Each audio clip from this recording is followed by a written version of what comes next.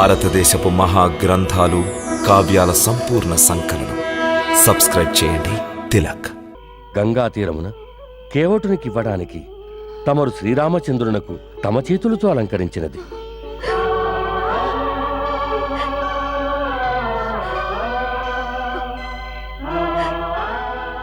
తమకు నమ్మకం కలగడానికే నేను మరో ఉదంతం చెప్తాను. ఇది నేను నా కనులతో చూచినది. తమరు రావణుని విమానంలో వెళ్తున్నప్పుడు తమ ఆభరణాలను చీరకొంగున మూటగట్టి ఒక పర్వతంపై విసిరేశారు, అవునా? అవే ఆభరణాలు ఋష్యమూక పర్వతంపై కూర్చుని ఉన్న వానరరాజు సుగ్రీవుడు అతడి మంత్రులమైన మా సమక్షంలో పడ్డాయి.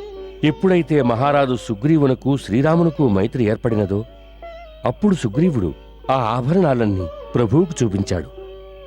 ఆ ఆభరణాలను చూస్తూనే ప్రభువు కళ్ళు చెమ్మగిల్లాయి. ఆ చీరకొంగును పట్టుకుని స్వామి చెలించిపోయారు.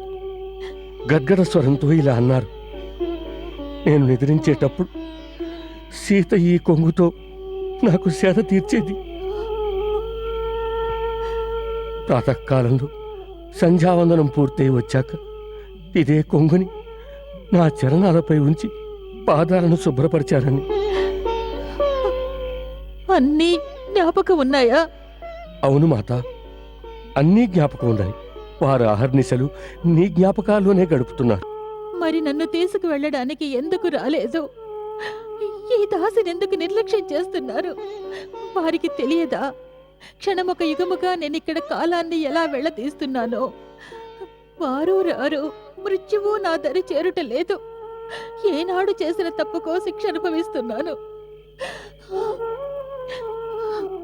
ఆనాడు లక్ష్మణుని మాట వినకుండా నేనతడి పట్ల పరుషముగా ప్రవర్తించాను. ఆ కారణంగా స్వామి నన్ను త్యజించినారా? నాయనా, వారితో చెప్పు, నేను లక్ష్మణుని క్షమాపణ వేడుకుంటున్నాను. వారిని క్షమాపణ కోరుతున్నాను. స్వామి కృపతో అందరినీ మన్నిస్తారు. నా తప్పులను క్షమించలేరా? నా తప్పులను క్షమించలేరా? నన్నీ వేదన కడలిని ఎందుకు దాటించుటలేదు? మాత, మాత, నీవిక్కడున్నావన్న వార్త స్వామికి తెలిస్తే ఈ పాటికి స్వామి ఈ లంకను ధ్వంసం చేసుండేవారు. నిన్ను విడిపించుకుని తీసుకువెళ్లేవారు. కాని స్వామి నీ అన్వేషణలో అనేక ప్రదేశములు తిరిగి చివరకు వానర రాజ్యం కిష్కింధకు చేరుకున్నారు. అక్కడ స్వామికి సుగ్రీవునితో మైత్రి ఏర్పడింది. అప్పుడు అతడి సాయంతో నీ అన్వేషణ ప్రారంభమైంది. ప్రస్తుతం వేల కొలది వానరులు తూర్పు, పడమర, ఉత్తర, దక్షిణాలు అన్ని దిక్కుల్లోనూ నీకోసం అన్వేషిస్తున్నారు. నా అదృష్టము కొలది మొట్టమొదటిగా నీ దర్శనం నాకు లభించింది. మాత, రఘువీరునికి నీవిచ్చట సురక్షితముగా ఉన్నామని తెలియజేస్తాను. నీవు నిశ్చింతగా ఉండు.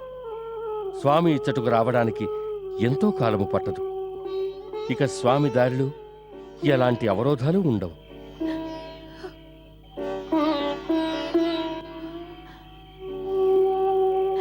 ప్రభువు సందేశమును తీసుకొని నీవు నా వద్దకు వచ్చావంటే ఇంకనూ నాకు నమ్మకము కలుగుటలేదు. ఇదంతా కలయని, మెలకువ వచ్చిన వెంటనే అది చెదిరిపోవునని నాకు భయముగానున్నది. హే కపిశ్రేష్ఠ, నీవు నిజమే చెప్పుచున్నావా? నేను స్వామి కోసం ఎంతగా పరితపిస్తున్నానో వారు అంతగా పరితపిస్తున్నారా? నన్ను క్షమించు మాత. శ్రీరామచంద్ర ప్రభువు నీకంటే ఎక్కువగా పరితపిస్తున్నారు. దానిని ఎవ్వరూ చూడలేరు. నీవు ఏ రాక్షసితోనైనా నీ మనసులోని బాధను చెప్పుకోగలవు. కాని ప్రభు అవస్థ చూడు. తను ఎవరితోనూ తన హృదయంలోని బాధను చెప్పుకోలేరు. తన సమస్త దుఃఖాన్ని తన మనసులోనే దాచుకుని శూన్యమైన కళ్ళతో పరధ్యానంగా గడుపుతున్నారు. ఎవరితోనూ మాట్లాడటం లేదు. రాత్రులందు నిద్రించటలేదు. స్వామి బాధను ఎవరు తెలుసుకోగలరు? వచ్చేటప్పుడు స్వామి నాతో ఇలా చెప్పారు: హనుమా, సీతతో చెప్పు, నీవు దూరమైనప్పటి నుండి ఈ దేహము ప్రాణహీనమైనదని ఆ మాటలతో నాకు అవగతమైనది. ప్రభు తన మౌన భాషలో నీ గురించి ఎంతో చెప్పారు. అది నీవే అర్థం చేసుకోగలవు. ఆ, నేను అర్థం చేసుకోగలను. నేను అర్థం చేసుకోగలను హనుమా. వారు మౌన భాషలో ఏమేమి నీతో చెప్పారో అవన్నీ అర్థం చేసుకోగలను. స్వామితో చెప్పు, ఈ అభాగ్యురాలు మీ కొరకే ఎదురు తెన్నులు చూస్తోందని, కానీ ఇప్పుడు జీవించటం అసాధ్యమని, ఇంకను ఆలస్యం చేస్తే నన్ను సజీవంగా చూడరని. అంత మాట అనవలదు మాత. నాయనా, నేనిక్కడ ఎన్ని కష్టాలు పడుతున్నానో నీకు తెలియదు. నేను వృక్షశాఖపై కూర్చుని సమస్తము గ్రహించాను. రావణుని సంవాదము, రాక్షసుల వ్యవహారము అంతా చూశాను మాత. అలాగే మరొకటి గమనించాను. ఒక పతివ్రతామ తల్లి తేజస్సు, త్రిలోక విజేత, దురహంకారి అయిన రావణుని ఎలా నిస్తేజుని చేస్తుందో, అలాగే అజేయమైన జగద్విరితమైన ఖడ్గం చంద్రహాసము కూడా కేవలము ఒక గడ్డిపోచ ముందు ఎలా శిరసు వంచిందో చూశాను మాత. ధర్మం యొక్క శక్తిని, అధర్మం యొక్క దుర్బలత్వాన్ని నేడు నీ శ్రీచరణాల ప్రతాపంతో గ్రహించాను మాత. నన్ను ఆశీర్వదించు. మా వానర జాతి శ్రీరామచంద్రుని సేవలో సఫలం కావాలని, ఈ రాక్షస జాతిని సర్వనాశనం చేయాలని. కానీ వానరులు రాక్షసులను ఎలా ఎదుర్కొనగలరు? నీవు చూచే ఉంటావో, రాక్షసులు ఒకరికంటే ఒకరు బలవంతులు. మరి వానరులంతా నీవలనే ఉంటారు కదా వత్స. అవును మాత, అందరూ నాలాగే ఉంటారు. గడ్డిపోచతో చంద్రహాసమునే నిలువరింపజేసిన నీ పతివ్రతా ధర్మం యొక్క శక్తి కూడా మాకు కొండంత అండగా ఉంటుందిగా. సరే పుత్ర, కానీ రాక్షసులు మహామాయావులు. మాత, నీ ఆశీర్వాదం వల్ల, శ్రీరామచంద్రుని కృప వల్ల మేము వాళ్ళకంటే తక్కువ కాదు. నీకు నమ్మకం కలిగించడానికి నీకో మాయారూపాన్ని చూపిస్తాను. జై శ్రీరామ్.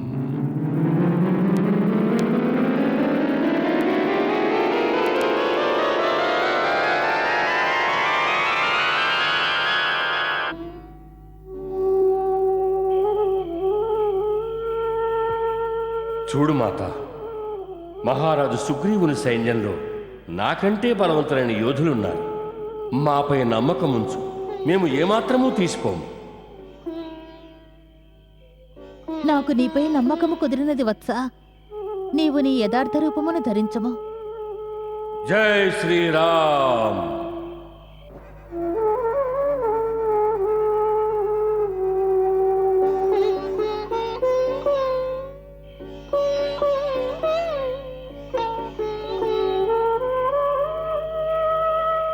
ఇదే నా నిజస్వరూపము.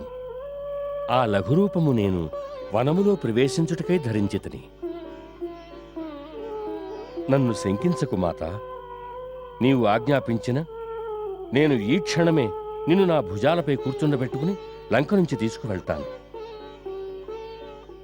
నీవు అనుమతించిన తిన్నగా ఇప్పుడే నిన్ను శ్రీరామచంద్రుడి చెంతకు చేర్చదను.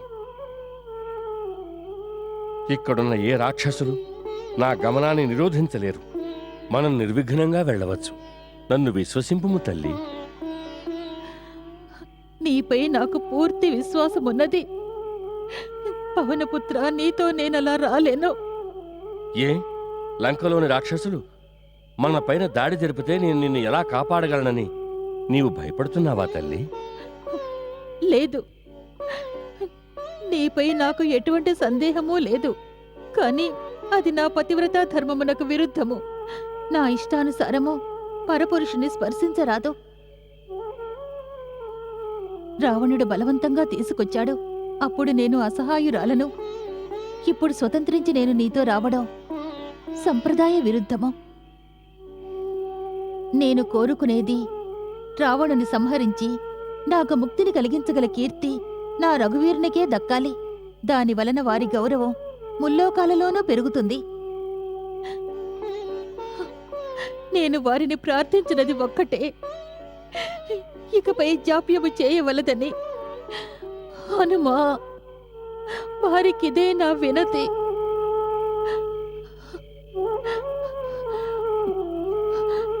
ఇక నీవు వెళ్ళు. భటులెవరైనా రాగలరు? రానివమ్మా, నేను వారికి భయపడను. వద్దు. వారితో తలపడితే నీ శక్తి క్షీణించవచ్చు. సముద్రాన్ని లంఘించడం కష్టతరమవుతుంది. కనుక నీవు తిన్నగా స్వామి వద్దకు వెళ్ళు. మాత, నేను వారి గుప్తదూతను. నేను వెళ్లే ముందు శత్రువుల బలాబలములు తెలుసుకొనుట నా కర్తవ్యం. అది నా ధర్మం. వారి శక్తి ఎటువంటిది, వారి బలహీనత ఎక్కడుంది, వారి వ్యూహరచన ఎలా ఉంది, వారి అస్త్రశస్త్రాలు ఎక్కడున్నాయి, ఈ వివరాలు సేకరిస్తే యుద్ధ సమయంలో బాగా ఉపయోగపడతాయి. మరొక విషయం ఏమిటంటే, నేను ఇంకొక పని కూడా చేయబోతున్నాను. దానివలన శత్రువుల గుండెల్లో భయం ఉత్పన్నమవుతుంది. అప్పుడు వారు ఆలోచిస్తారు, కేవలం శ్రీరామ దూతకి ఇంత శక్తి ఉంటే శ్రీరామ ప్రభువుకి ఎంత శక్తి ఉంటుందోనని. దీంతో శత్రువుల సాహసం క్షీణిస్తుంది.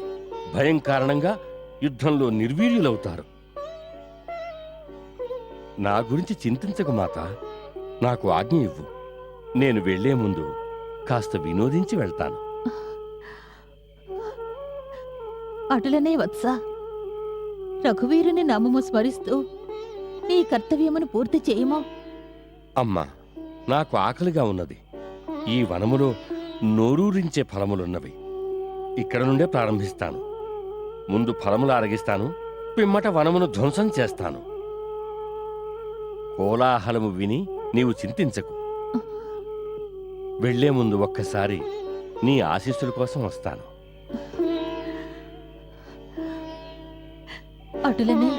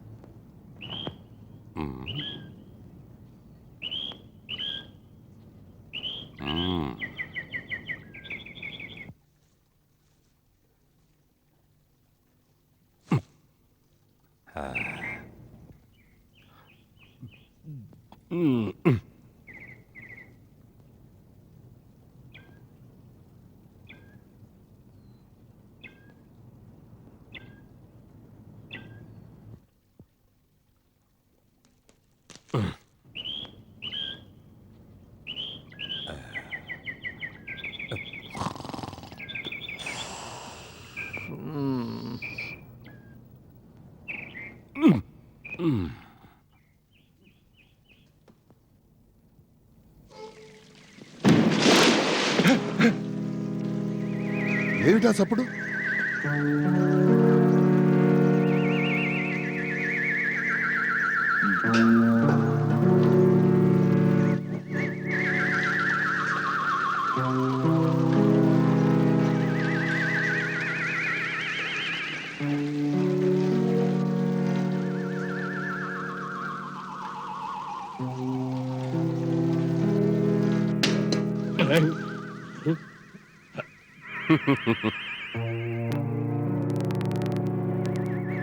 ఏయ్, ఎంత సాహసం! ఎవరు నువ్వు? నీవెవడవు? మేమిక్కడ రక్షక భటులం. నీకు తెలియదా? ఇది లంకాధిపతి రావణునికి ప్రియమైన వనము. మీకు తెలీదా నేను అయోధ్య మహారాజు శ్రీరాముని ప్రియ సేవకుడనని? ఎక్కడ అయోధ్య? ఏ రాముడు? ముందిది చెప్పు. నీ పేరేమిటి? ఏయ్ మా పైన దాడి చేస్తావా కోతి పట్టుకరా వీడిని. ఏయ్, ఏయ్, ఏయ్.